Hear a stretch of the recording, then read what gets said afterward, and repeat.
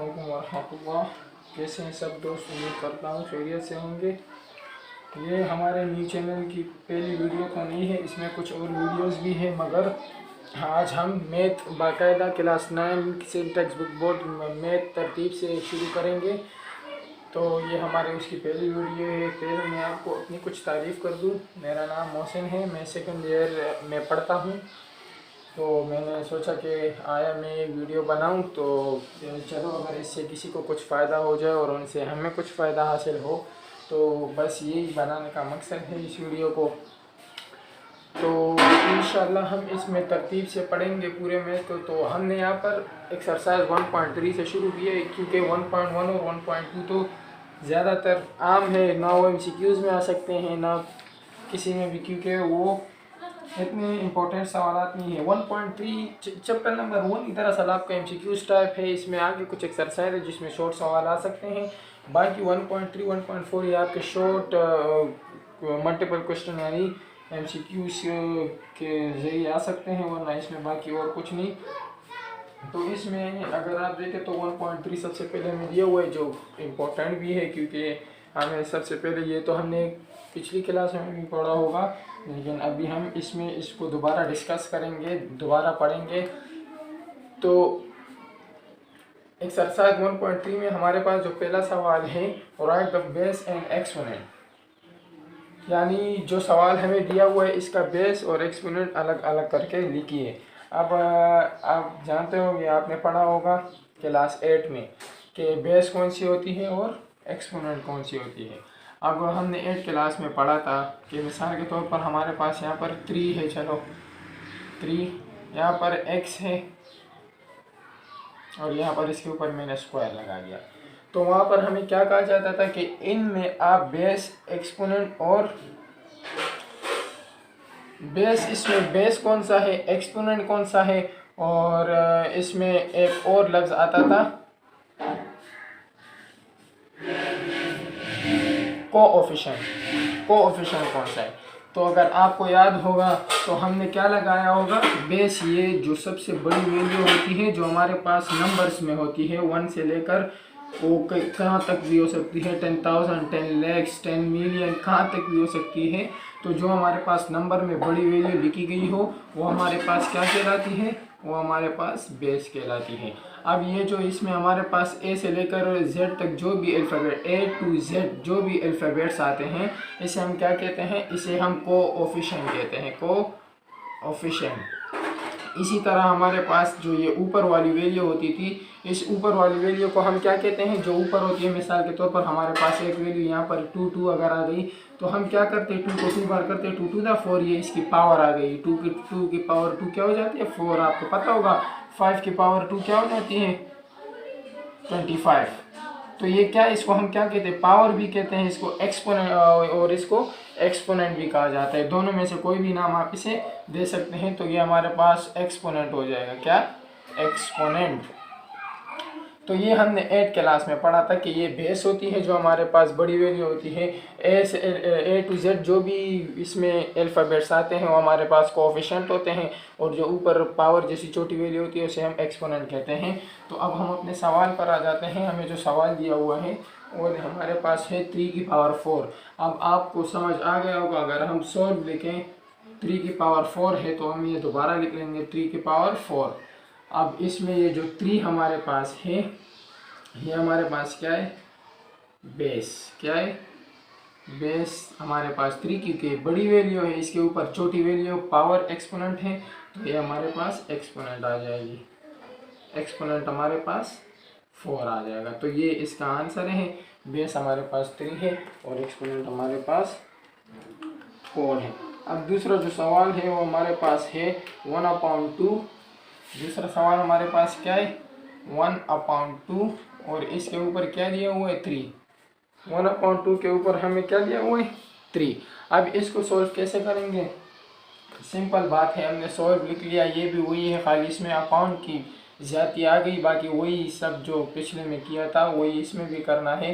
कि ये जो 1/2 है, क्योंकि चूँकि ये बड़ी वैल्यू है और 3 इसके ऊपर स्मॉल पावर है, तो क्या हो जाएगा, इसी तरह ये बेस हमारे पास 3 आ जाएगा, 1/2 आ जाएगा, और एक्सपोनेंट हमारे पास 3 आ जाएगा। मैं यहाँ पर बेस और एक्सपोनेंट लिख नहीं रहा हूँ, यहाँ पर ये लिखा हुआ है, ये बेस आ गया, ये एक्सपोनेंट आ गई, तो ये क्या हो गया, ये इसका आंसर हो गया। अब हमारे पास सवाल नंबर 3 भी, इसमें बस आसान सा है, -30 के ऊपर b² आए, क्या है, -30 लिखा हुआ है और इसके ऊपर b² डाला हुआ है। अब अगर हम इसे सॉल्व करें तो ये भी बिल्कुल उसी तरह ही आएगा जिस तरह बाकी हुए हैं। -30 लिख लिया, b² लिख लिया। अब ये क्या है, ये -30, ये बड़ी वैल्यू है, इसको ब्रैकेट में बंद किया हुआ है, इसके ऊपर छोटी वैल्यू लिखी गई है 20, तो ये छोटी वैल्यू क्या है, एक्सपोनेंट है। -30 क्या हो जाएगा, ये हमारे पास बेस हो जाएगा और एक्सपोनेंट हमारे पास 20 जो इसके ऊपर है वो हमारे पास एक्सपोनेंट हो जाएगा। तो ये क्या हुआ, ये जो हमारे पास इस चैप्टर के पहले 3 सवाल थे, सवाल नंबर 1 के पहले 3 पार्ट्स थे, ये उनके जवाब आ गए जो इंतहाई। अब इसी एक्सरसाइज नंबर 1.3 में हमारे पास इसका जो अलग पार्ट है वो हमारे पास पार्ट 2 है, आइडेंटिफाई का मतलब होता है कि मालूम करो, जिस तरह हमारे भी आइडेंटिटी कार्ड होता है, हमारी पहचान होती है, तो हमें इसमें पहचान करनी है रेडिकेंट एंड इंडेक्स, रेडिकेंट की और इंडेक्स की इन द फॉलोइंग, जो हमें 3 सवाल दिए गए हैं इसकी। तो ये भी आसान सा है, इसको हम सॉल्व लिख लेंगे। तो सबसे पहले हम यहाँ पर लिख लेंगे रेडिकेंट, क्योंकि ये लिखना ज़रूरी है, हमें यही फाइंड करना है, और यहाँ पर इंडेक्स लिख लेंगे।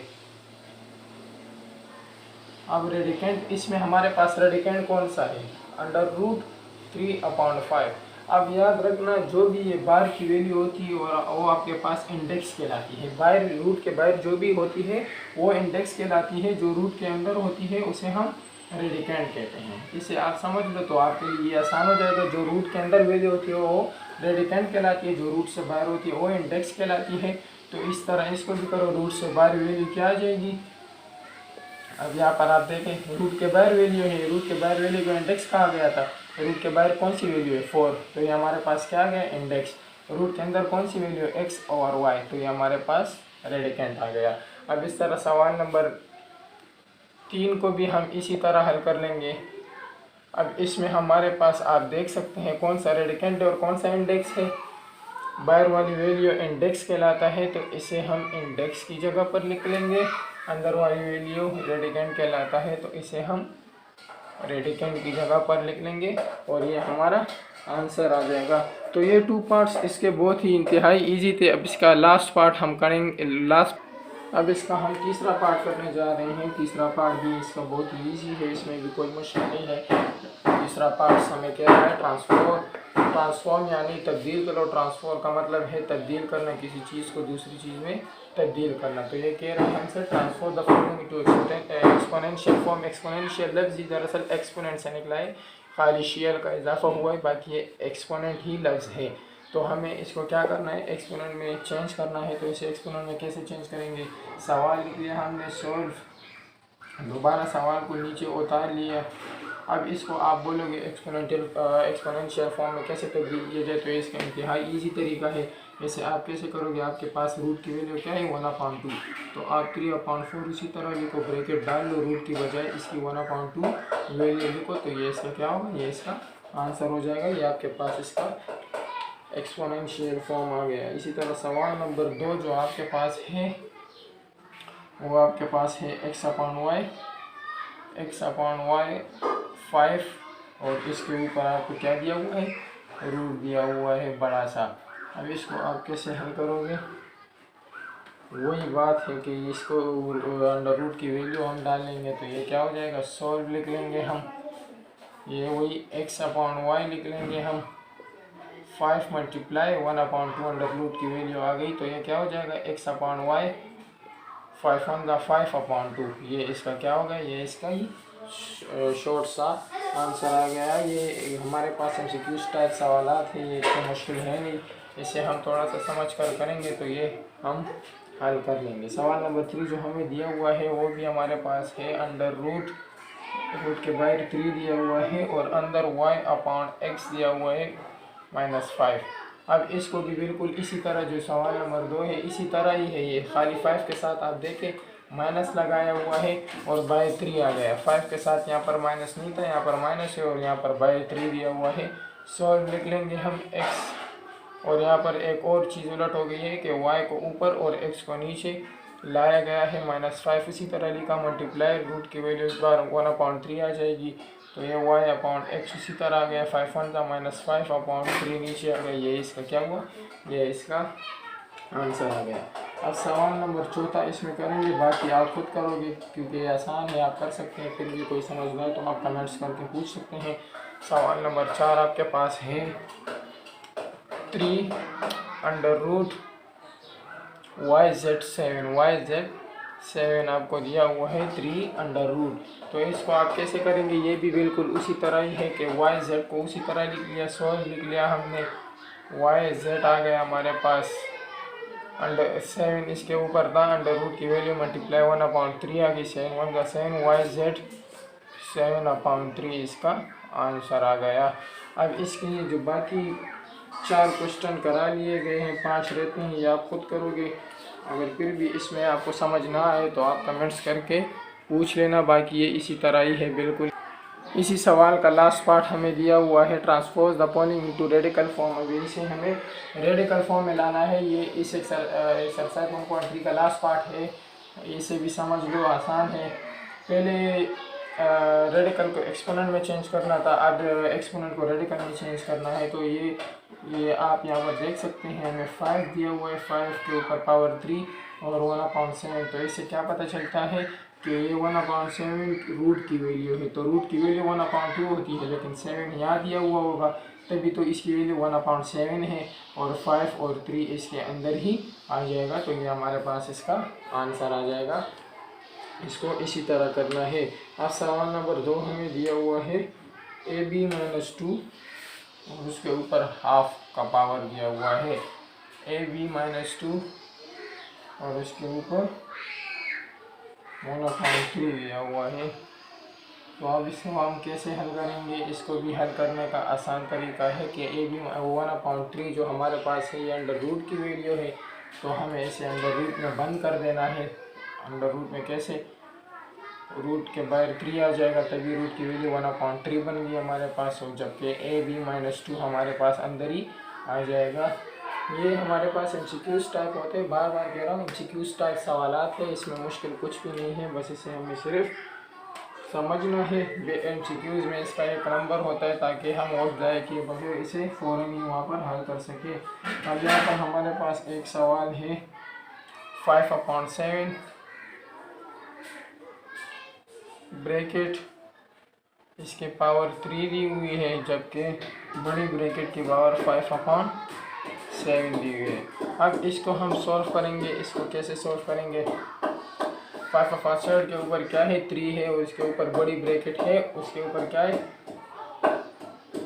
5/7। तो अब इसको कैसे, ये इसी तरह हुआ होगा कि √रूट में इसकी वैल्यू आ गई होगी, 5/7 को उसी तरह लिखो, 5/7 के ऊपर 3 आ जाएगा,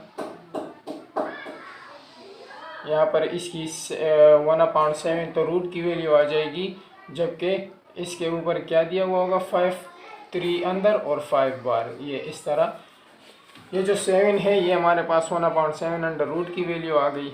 ये 5 हमारे पास इसके ऊपर जो 5 था, जो हमने मल्टीप्लाई किया 1 से, जब 1/7 इसकी वैल्यू आ गई तो ये 5 मल्टीप्लाई हुआ इस 1 से, 5 1 का 5/7, तो ये क्या बन गया, 5/7 बन गया, जो हमारे पास इसका आंसर है। अब इसके लिए 2 सवाल है, ये आप खुद करोगे, तो उम्मीद है आपको ये एक्सरसाइज समझ आ गई होगी। अगर फिर भी कोई मसला हो आपको इस एक्सरसाइज में, तो आप मुझसे कमेंट करके पूछ सकते हैं। कमेंट्स में आपको जवाब इंशाल्लाह उस पर जल्दी जवाब दिया जाएगा। तो मिलते हैं अगली वीडियो में अगले एक्सरसाइज के साथ। खुदा हाफिज़।